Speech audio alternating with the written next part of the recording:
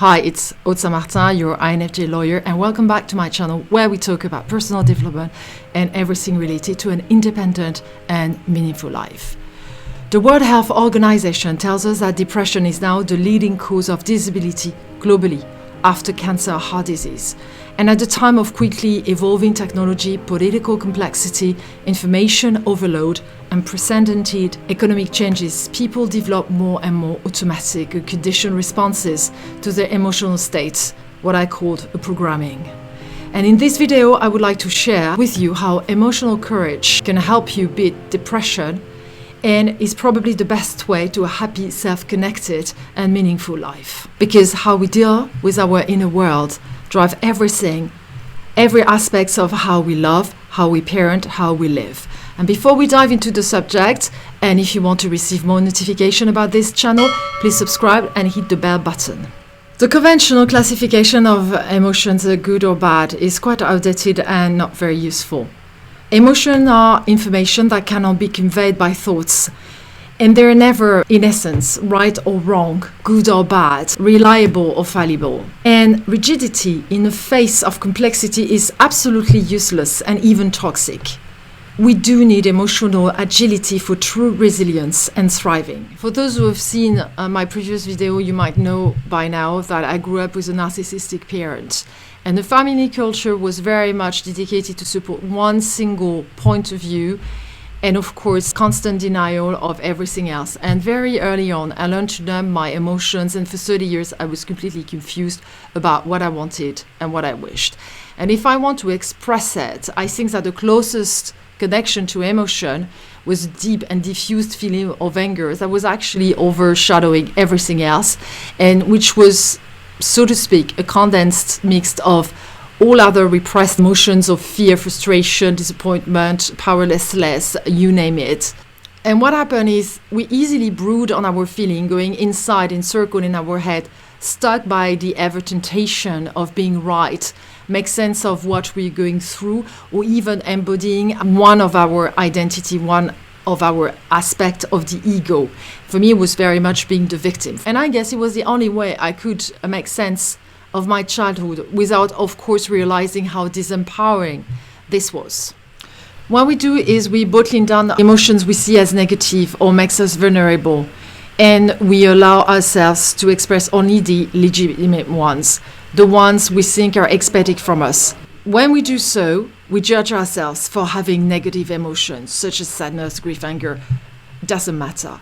And this is particularly true in a society where the accent on positivity is so emphasized. So first, we don't express our negative emotions, and second, we judge ourselves for having them in the first place. This very judgment creates a second layer of negative emotion covering the original ones.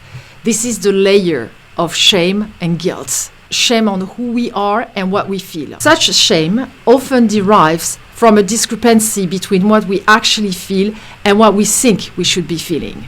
And you gotta realize that we actually often bear the shame of somebody else, a family member, the community, the workplace, our whole lineage. Shame and guilt prevent us from accessing our original feelings and emotions and keep us very much stuck. In a world that is very much appearances based, being positive has become political correctness and a form of manipulation.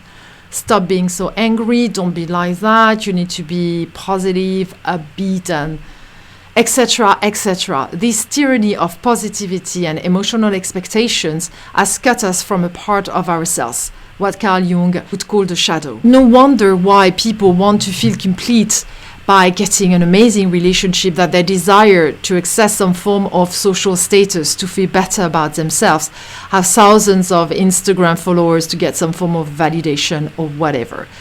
And I truly believe that this desire, this endless pursuit, is really a cover-up of inability of accessing a whole part of ourselves, the part that negative emotion points us to. Bottling our emotion, showing positivity are only rigid responses dictated by the shame we impose on ourselves, either directly or through conformity with the norm. Rigid denial does not work. It is unsustainable for any human beings. When you push an emotion down, then all your behavior is built around the resistance to such emotions, and psychology demonstrates that denial makes it stronger. Internal pain then controls you, and we pay the price, and everybody else around us for that matter. When you push aside an emotion, we lose our capacity to deal with the world as it is, hoping to live according to unrealistic expectation. It is childish and in a mid or long term, a recipe to misery. I truly believe that dealing with negative emotions is a better strategy towards happiness. Think of the feeling of rejection, for example. We don't want to experience it, then we will not risk connecting with this cute guy over there. Okay, this is a very basic example. Spending a life avoiding disappointment, sadness, or anger is basically living like a zombie. Only dead people never get inconvenienced by their feelings, never get stressed or broken-hearted, never experience the disappointment which goes with failure. Tough emotions are part of our dealings with life. You don't get to have a meaningful career without risk. We know that the teaching of our parents, our generation of parents, get a diploma and follow one career is not that simple anymore.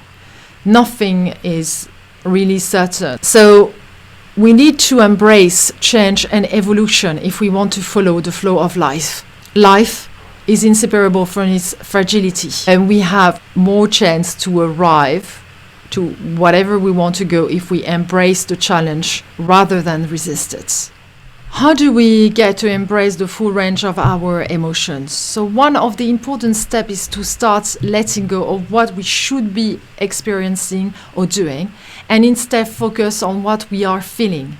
Research shows that the total acceptance of all our emotions, even the difficult ones, is the cornerstone of self-appreciation, thriving, and true happiness. Careful, something really important. Accuracy matters. The precise identification is important, so we have a tendency to identify different emotions under one label. For example, we can use tired, but there's a difference between feeling tired and feeling frustrated for not being in the right career.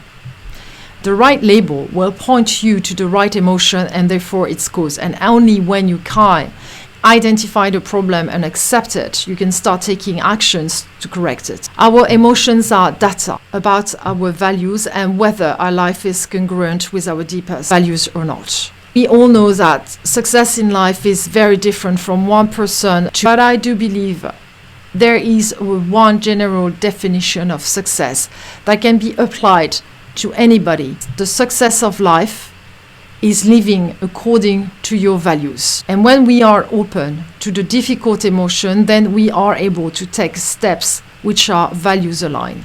Another thing to bear in mind, emotions don't own us. They're a vehicle for information, and it is up to us to deal with them appropriately, i.e. in a way that will get us to our midterm goals. That will entail, for example, to take proportionate action to any kind of emotions we might be feeling. It's not about blowing up a fuse or overreacting.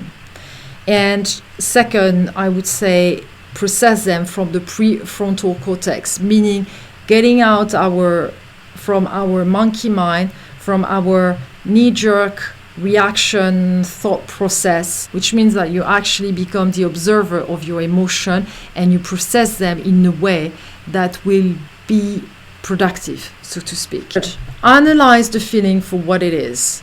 I am feeling angry rather than I am angry. You're not anger. This is just a passing emotion. It's very important that you do not identify to any emotion. Negative emotions also allow for individualized consideration, because only when people are allowed to feel their emotional truth, engagement, creativity flourish in an organization. Nobody benefits from suppressed emotion, and the health costs is dire. In my previous videos, how to speak up with confidence and learn what you want in life, I give you very practical steps to connect and manage your emotion in a way that really serves and empowers you. Diversity is not only about different people. Diversity is what is inside people. The most agile, resilient individuals, families, community, workplaces are open to the expression of all human beings' emotion. Emotional plasticity is the ability to be present with your emotion without judgment, but compassion and curiosity, and the courage to take values-connected steps. A lifelong correspondence with your own heart can only bring you fulfillment, and nobody but yourself can really appreciate whether your life is aligned with your values through the experience of your emotions. When you see and understand yourself, then you see and understand others. Thank you for following me, and I hope this video was useful. Please leave some comment to let me know how you deal with negative emotion, or if you have issues to access them. I'm always happy to interact with you all. Until next time, stay aware. Bye.